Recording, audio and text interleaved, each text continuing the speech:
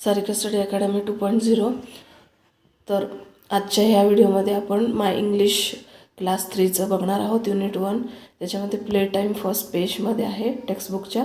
त्याच्यामध्ये काही नाही आहे, सॉल्युशन काही नाही, फक्त ओरल वर्क आहे.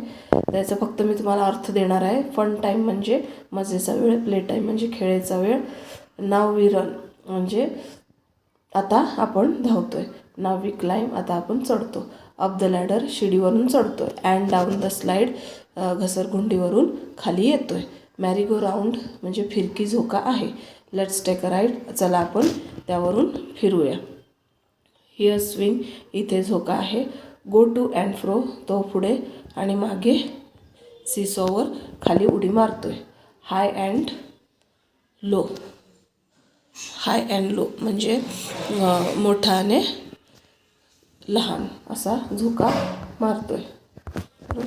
बस ह्याच्यामध्ये जास्त काही नाही, फक्त याचं मिनिंग आहे. आणि find the following in the picture एबो.